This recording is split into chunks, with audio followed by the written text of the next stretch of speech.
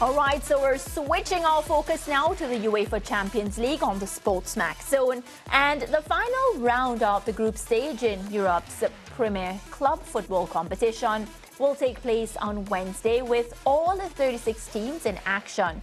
18 matches taking place simultaneously. Well, let's have a look at how the table and the fixtures are lining up ahead of what is a packed day of action. All right, so if you look at the left hand of your screen, you'll see the round of 16. So that's the top 8: Liverpool, Barcelona, Arsenal, Inter, Atleti, Milan, Atalanta, and Leverkusen. So, of course, those top 8 teams will go into the round of 16 once they maintain their positions. Liverpool already safe, Barcelona safe, and all of that. Now, teams 9 to 24, they have to play into the knockout phase. That's a playoff, and it will be 2 legs to be determined in February. So that's Aston Villa, Monaco, Feyenoord, Lille, Brest, Borussia Dortmund, of course, Bayern Munich, Real Madrid. So, as we can see from the table, very, very important that those teams try to at least get into positions 9 to 24 to, of course, get the opportunity to make it into that knockout phase. Let's take a look at the fixtures now and what these teams have in store for themselves. Sporting will be up against Bologna. PSV, they play Liverpool. Liverpool, as you saw, at the top of that table there. Young Boys, they play Cerveda. Stuttgart up against Paris. Sturm Graz, they play RB Leipzig. Manchester City, really, really struggling in this Champions League. They'll be up against the Club Brugge. Barcelona against Atalanta. Leverkusen plays Sparta Prague. Juventus against Benfica. Another exciting one to look forward to, that Girona versus Arsenal. And what about the defending champions, Real Madrid, up against Brest? So a lot of exciting fixtures, and the importance of these fixtures, cannot be underestimated. Well, just a thought of all those matches, I'm so excited, and I know another person who can't contain their excitement either, and that's our football correspondent, Simon Evans. Simon, it's been a while. Happy New Year, Merry Christmas, all of that. How have you been? I'm very well, thanks. Yeah, and yourself? I'm good. I'm good also, and happy to have you back, Simon. You're a man, you have your pulse on all of the action. And I was just explaining, based on the table and everything, the importance of match day 8, because a lot of teams, their destiny is in their own hands right now. Yeah, a lot of people don't like this new system. Football fans don't like new things in general. They like things to be kept the way they were. But one thing it does is it keeps things very much alive onto this final day. Normally with the old group stage setup, we sort of knew who the top 2 teams were in most of the groups going into the final day, and there were quite a lot of dead rubbers. So this is what UEFA wanted when they changed it around, to have a situation where Manchester City must win it in this last game to be sure of getting into the next round. And also the intriguing thing as well is you want to finish in the seeded positions for those knockout games in theory, but with some of the teams finishing in the bottom part of that 24-team qualification process, there's going to be some of them going to be playing some tough games in the knockout round. So the next phase of this is going to be really interesting as well. Yeah, so many different interesting, as you said, storylines. And, tomorrow will be exciting. So happy that we have the excitement on our channel. Let's start by talking about that matchup. Everybody's talking about it. Manchester City versus Club Brugge. We know the importance of this match. We know how Manchester City has struggled in the Champions League. But one of the hope is that, Erling Haaland has come back into form. The team had a good EPL match on the weekend. So how do you see this one lining up?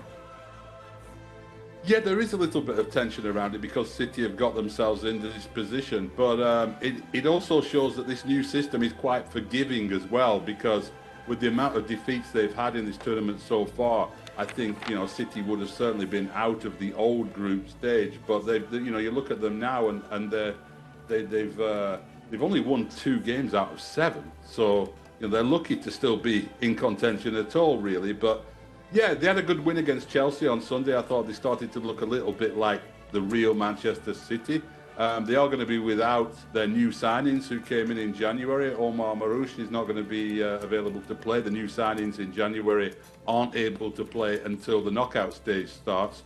So, the City are going to be back to the City we saw before that little mini refresh that Pep Guardiola has done. But last year they played Club Brugge twice in the group stage and scored 9 goals against them over the 2 games. So they do start as heavy favourites, and I'm pretty confident they will be in the knockout stage. Yeah, if you had to get into Pep Guardiola's mind, which I think would be very difficult, because even I, who has been watching City for quite some time, it's like you just never know where he's going with anything. But if you had to just pick a Manchester City team, which are the players you're definitely not leaving out? Well, I'm definitely playing Haaland in this game. I mean, his record in the Champions League is extraordinary. He's had his difficulties this season, but he has to play, and he has to play, and he will play. He scores goals, he bullies defenders. Bruges don't have, a top-class central defender to mark him in the way that he gets sometimes in the Premier League. So I would be absolutely starting him, and I would be playing a little bit more that direct style that City have played from time to time recently. Get the ball to Haaland and let him do the rest. Yeah, well, there are so many, as we said, exciting, mouth-watering matchups to talk about, Simon. And another one of those would be that Liverpool-PSV matchup. It's one that a lot of eyes will be glued to, and not mainly because Liverpool has been so dominant when it comes to the Champions League, but of course, Arne Slot, 7 out of 7, just so perfect. But PSV's head is on the line, and it's so important because they're 16th on the table, and they want to pick up this win. But when you think against a Liverpool team that has been so perfect, it seems almost impossible. Yeah, it's going to be tough for PSV, no doubt about that. And Slot will know them well, of course, from his time in the Dutch league. And it just comes down to whether or not Liverpool rotate a little bit in this one. They are secure. They are in that slot at the top where they know their situation in the knockout stage. So it just comes down to whether or not, I think, whether they go with a full-strength side. But when you've got squads as big as Liverpool's, the guys who come in, even if he does rotate 3 or 4 players out, or even 4 or 5, the players who come in are really hungry to impress and show what they can do and maybe earn their place into the starting team in the Premier League as well. So I don't think it's going to be an easy one for PSV, and I think Liverpool should get through that one. Yeah, and Simon, a couple of the more popular teams in the UEFA Champions League, like Arsenal and Real Madrid, the defending champions, both have assignments tomorrow that they should be comfortable enough in. Brest will be Real Madrid's opponents, and Girona, who have been having an awful time this season after their memorable season last year in La Liga. Arsenal and Real Madrid looking to have assignments tomorrow that they should be comfortable taking care of. Yeah, they should be. And it's a shame about Girona, really. And you could say similar about Bologna as well, who had such a great season last year in Italy. What happens with these smaller clubs when they go and qualify for the Champions League, and they've done obviously very well in their domestic competitions to achieve that, the big clubs come like vultures and take their best players. And it happens across Europe, it happens domestically within their leagues.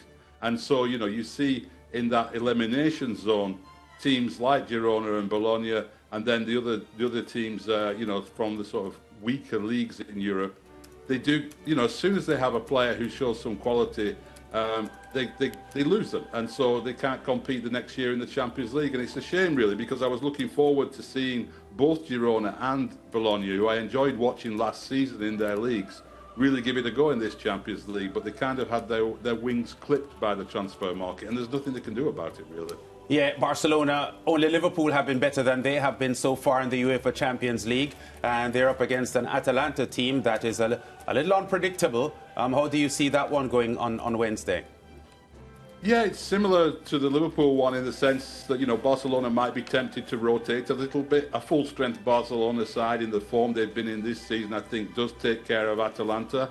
But the rotation there might hurt them a little bit more than Liverpool. I'm not sure that Barcelona's backup is of the level that Liverpool have. So I think, again, it comes down to choices, but a full-strength Barcelona wins that game. But we've seen several times over the last few years how Atalanta can really rise to the occasion in the Champions League. And they are a great team to watch and a great story, a club that's been one of the smaller clubs in Italy and really done very, very well over the last few years. Yeah, another game that the previewers have been taking a serious look at would be that Stuttgart PSG game as well. How does that one excite you? Yeah, I think they both go through with a draw. There's all kinds of permutations, of course, with this new league structure. But I think, they've got it in their own hands, but they don't want to take risks. And I think, again, PSG should be the favourites. But Stuttgart are a team who've pulled off surprises. They are not a team to be underestimated at all. We've seen it in the Europa League as well over the last couple of years. So that could be an interesting one. If PSG aren't really on their game, they could be in for a surprise there. So they've got to be all at it. Yeah, at the start of the new format for the UEFA Champions League, Aston Villa were among the top teams, stuttered in weeks subsequent to that, and I think are just outside of the top 8 at the moment. Your thoughts on their fixture? Yeah, well, I like a lot of things that Unai Emery has done at Aston Villa this season. I think it's been a remarkable season for them after a long absence from the elite competition in Europe, and I think it's going to be a great achievement for them if they can get themselves into the seeded positions. But tough one for them, and I think it's going to be. It's a learning process for that team because they've got a lot of players who've never played at this level. Yeah, and you know what? We've talked a lot, Simon, about the new format, and you, at the top of your presentation, did point to one aspect of it that is exciting, and that's how the step just before the knockout phase sets up with a lot of intriguing matches. But does this format give you, at this stage of the competition, any different feeling about predicting who might go on to win the championship?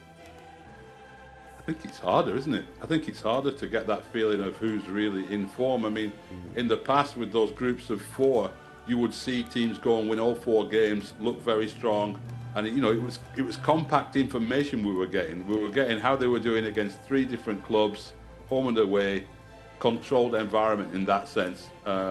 And so we could look at it and go, you know what, Real Madrid look really strong in the group stage. I fancy them in the knockouts.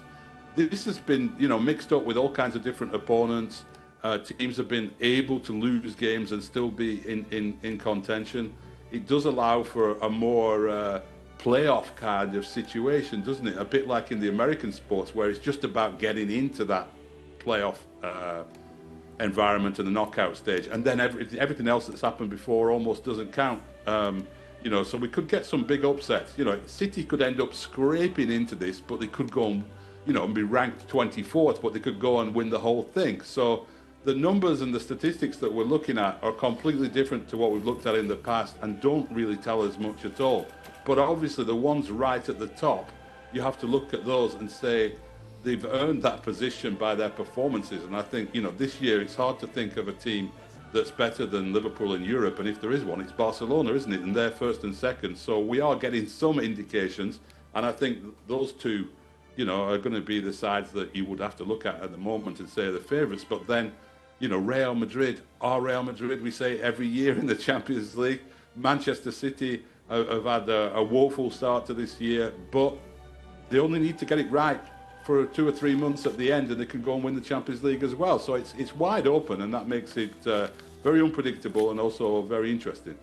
Yeah, I can't wait to see how this season plays out, Simon. You know, even I am intrigued. At first, I was really confused, but now that it's playing out in front of my eyes, I feel like, you know, I'm getting a bit more clarity. Can't wait to see what happens to my team as well. So I know we'll be talking to you. Just want to thank you so much for, you know, joining us on the SportsMax Zone. Pleasure as always. Thanks. Yeah, Simon Evans there, of course, our football correspondent. We're going to take a quick break. And remember, if you haven't downloaded the SportsMax app yet, what are you waiting for? A lot of matches to look forward to tomorrow. And the UEFA Champions League lives on your home of champions.